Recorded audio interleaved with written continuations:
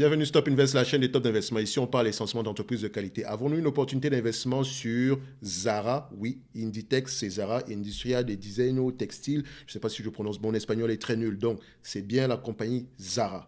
OK, donc avec qui fabrique à peu près les vêtements de marque Zara, parce qu'il y a d'autres marques dans cette entreprise-ci. OK, donc est-ce qu'on a une opportunité d'investissement sur cette compagnie-là? C'est ce on va essayer de voir ici aujourd'hui. C'est la question à laquelle on va essayer de répondre ici aujourd'hui en se basant sur les états financiers de la compagnie. Je rappelle que ceci représente uniquement mon point de vue et non un conseil d'investissement. Et comme d'habitude, je me réserve le droit de me tromper. On en a déjà parlé sur la chaîne, donc on va rapidement. J'ai besoin de quoi? Dette nette par action, PER, et on y va. Maintenant, vu qu'on en a déjà parlé, la vidéo est sur la chaîne. Hein, donc, pour rechercher la vidéo à peu près, alors je vous encourage à taper Inditex. Vous allez retrouver cette vidéo. Vous allez retrouver la vidéo en question. Donc, on regarde directement ici, on va prendre Inditex et ITX, ticker symbol, compagnie espagnole. Donc, vous pouvez voir ici pour ceux qui sont en France, sans doute éligibles au PEA ici. On va prendre ici la dette nette par action. Donc, je vais également vérifier au niveau de zone bourse, qu'est-ce qu'il mentionne comme dette nette, vu que c'est une compagnie européenne. Et attention, c'est également vu que c'est une compagnie européenne, c'est une compagnie également de vente au détail, donc allez vérifier les same store sales, donc également vérifier bien que la dette ne prend pas en considération les loyers. Donc on peut voir ici qu'on a plutôt du cash net. Donc est-ce que c'est le cas ici? On n'a pas l'information, mais en 2022, d'accord, semblerait-il qu'on avait une trésorerie nette de 9 milliards 359, semblerait-il. Mais ici, on nous mentionne qu'on a une trésorerie nette de 4 milliards 630. D'accord? Donc, généralement, je sais que ce logiciel, il peut prendre en considération les loyers. Donc, faites attention. Donc, on prendra néanmoins ceci. OK? Donc, j'aurais préféré prendre ce qui a été inscrit sur zone bourse. D'accord? Donc, si on prend ça, on est à peu près à 9 milliards. Voilà. C'est. Voilà. J'aime bien. Je vais prendre ce qui est écrit sur Zone Bourse. Ils ont de bonnes informations ici. Donc, je pense que généralement, eux, à ce niveau-ci, ils ne prennent pas en considération les loyers. Et de toutes les façons, ici, on pourra s'ajuster en conséquence. Parce que quand on va prendre le nombre d'actions ici, ça représente à peu près 3 dollars, 3 euros par action. On a 33 milliards de titres ici. Ça représente à peu près 3 euros par action. Je ne dis pas que ce n'est pas beaucoup, mais voilà, 3 euros, c'est quand même 10% de la capitalisation boursière ici. Donc, une fois que j'ai la dette nette à peu près ici à 9 milliards, où est-ce que c'est? Attendez, donnez-moi juste un instant. S2020. Ok. Donc, ce qui est un peu compliqué avec cette compagnie-ci, c'est elle a déjà commencé son année 2023. Son année fiscale ici se termine généralement, je pense, comment on appelle ça? Je pense que ça se termine généralement ici, quatrième trimestre. Ça, c'est janvier. Ok, donc on va aller vérifier ça ici quand est-ce qu'elle publie généralement ses résultats financiers parce que c'est très important. Ici, la période, c'est généralement au mois de son année fiscale se termine généralement au mois de janvier. OK, janvier 2023. D'accord. Donc, il faut toujours aller. On va quand même vérifier ça ici.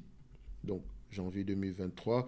Donc, OK, parfait. Donc, présentement, on a déjà passé le premier trimestre. Donc, si je ne me trompe pas, peut-être que ça a déjà été publié ici. Donc, on vérifie bien sur Zone Bourse. Est-ce qu'on a publié? On est au second trimestre 2023. On a déjà publié le second semestre 2023. OK. En tout cas, il faut aller vérifier ça ici. Donc, je vois ici qu'on a attendez. S1, S4, S2. Il y a quelque chose qui ne va pas dans cette présentation-ci. OK. Semestre. OK.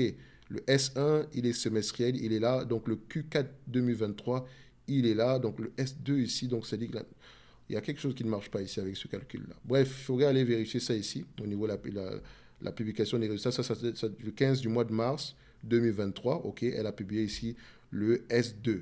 OK, normalement, OK. D'accord, si on le met ici, le S2CE au 15 du mois de mars ici, OK.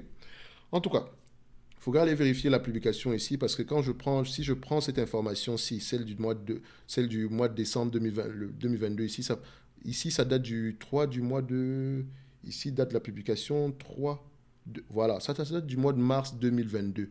Donc, c'était à la même période l'année précédente. Or, il y a plusieurs rapports financiers qui sont sortis également ici. Donc, je pense que pour se protéger au maximum, on va prendre à peu près ce qui est marqué ici. D'accord? Je pense que c'est plus actualisé. Donc, ça, c'est jusqu'au mois de janvier 2023 ici. Donc, je pense que si on regarde ça en quarterly ici, on a les informations jusqu'au. Exactement. Donc, je prendrai ce qui est marqué ici. 4 milliards 630. C'est plus facile pour moi. D'accord? Donc, 4 milliards 630. Après, de toutes les façons, on va toujours aller vérifier quand même dans les rapports financiers pour avoir la bonne information.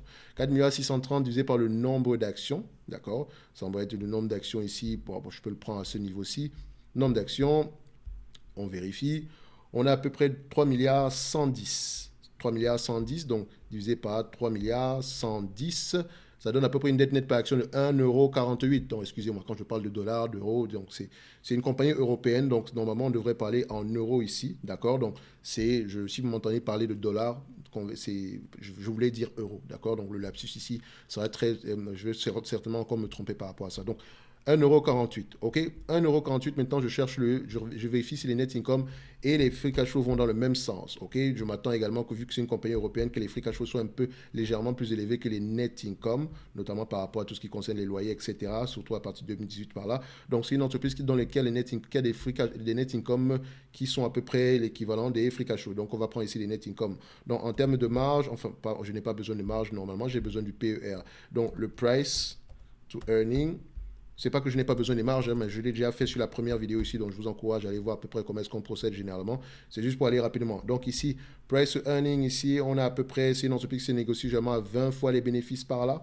Donc, le marché paye 25 fois les bénéfices en moyenne ici, tout simplement parce qu'il y a également une certaine croissance sur cette compagnie-ci.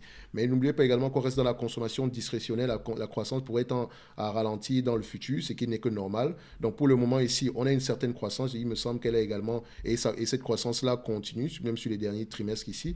Donc si on prend ici en quarterly, oui, on a quand même ce 25% de croissance-là. Donc n'oubliez pas, si je prends 25 fois les bénéfices, c'est vraiment très optimiste. Et franchement, je serais plus à l'aise à prendre un PER aux alentours de 20 fois les bénéfices par là. Donc faites attention à ça. Donc sachez également que c'est une compagnie qui peut se négocier voilà, quand elle arrive à maturité, c'est 17 fois les bénéfices ici, entre 17 et 20 fois les bénéfices, dépendamment de la qualité du business. Mais payer 25 fois ici, c'est parce que ça inclut une certaine croissance. Donc faites très très attention. On prendra néanmoins 25 fois les bénéfices, mais sachez que je serais plus à l'aise avec un PER de 20. OK? Donc, de toutes les façons, on va calculer ça en termes de rendement également. On va voir si ça nous intéresse ou pas. D'accord? Donc, une fois qu'on a cette information de 25 fois les bénéfices ici, je prends mon outil FastGraph, je vérifie, Inditex, au niveau des bénéfices nets ici, je prends en compte, je vérifie, est-ce que les analystes ont tendance à de faire de bonnes prévisions ici sur ce genre de business? Je vois ici que 2021 et 2022, ça n'a pas été une année facile, mais voilà, on peut également prendre en considération l'environnement macroéconomique, mais semble-t-il que 2023 a été une année plutôt exceptionnelle. En tout cas, donc, on a tendance à faire de bonnes prévisions ici, en tout cas avant 2021 et 2022, voilà, sont les seules fois où on s'est trompé largement ici. Mais voilà, je pense également que c'est dû à la situation actuelle. N'oubliez pas qu'on reste quand même sur une compagnie qui est assez... c'est une compagnie elle exerce ici dans tout ce qui concerne ici la consommation discrétionnaire. Donc c'est le genre de choses qu'on va couper quand on est en période difficile. Faites très très attention. C'est pour ça que quand je paye un PER de 25 fois les bénéfices ici, je ne me leurre pas. Je sais également que c'est un peu trop. OK? Donc, alors, maintenant... Une fois qu'on a cette information-là, je prends cette compagnie-ci directement on s'attend à peu près à 1,65 $ en 2026, en janvier 2026 ici. Donc 1,65 $ multiplié par 25 fois les bénéfices, d'accord, moins la dette nette ici aux alentours de 1,48 €, d'accord, c'est bien ça. Donc disons ici 1,50 € pour faire simple. Ça donne ici une valorisation aux alentours de 39-40 € par là, à 25 fois les bénéfices. OK? Si on prend en considération ici ce qui est les bénéfices nets attendus en 2024, voilà, réfléchissons comme ça. 2024, en 2024, ici, janvier 2024, je précise, multiplié par 25 fois les bénéfices, moins la dette nette ici à 1,50 €, on aura à peu près une valorisation aux alentours de 34,50 €. Donc, valeur est située entre 34,50 € et 39,50 €, dépendamment ici de la période qu'on va choisir, soit 2026, les bénéfices nets de 2026 ou ceux de 2024, tout en prenant en considération que ça reste à peu près, que les bénéfices nets restent au moins stables dans le temps. Donc au-delà de 2026, qu'on ait au moins des bénéfices nets de 1,65 €. Maintenant, si vous prenez en considération le 1,65 €, d'accord, divisé par la capitalisation, le prix actuel, donc ce qui est attendu à peu près à cette période-là, divisé par le prix actuel, on a un rendement ici de 5,41%. Donc ce qui me fait à dire que bon, même si on pense que cette compagnie-ci, enfin personnellement ici, même si je pense que cette compagnie pourrait avoir une certaine croissance dans le futur, il faut également me protéger au maximum. Donc, si j'investis sur cette compagnie-ci, ce serait surtout, voilà, parce que je pense que le dividende peut avoir une certaine croissance dans le futur. Donc, 3,54% ici de rendement, ce n'est pas mauvais, c'est même une bonne chose ici. Donc, elle a les moyens de payer cela, d'accord? Donc, il faut à peu près mesurer ici. Donc, mais je ne m'attends pas à grand-chose en termes d'augmentation du prix, même si on la calcule aux alentours des 40 € par là. C'est surtout par rapport à la croissance future, d'accord? Mais faites attention. Ok, ça reste une belle entité. Au prix actuel, je pense que la dernière fois qu'on avait fait la vidéo ici, on devait être aux alentours d'une vingtaine d'euros, si je ne me trompe pas, ou bien plus bas que ça. De toute façon, je ne me rappelle pas, mais ça pourrait être assez intéressant ici. Maintenant, vous savez ce que ça implique. Donc, on va se donner rendez-vous ici sur la prochaine vidéo. N'oubliez pas, en description de cette vidéo, vous avez le lien vers le service Top Premium si ça vous intéresse pour aller voir ce qu'il y a dessus. Donc, on va se dire à bientôt. Merci.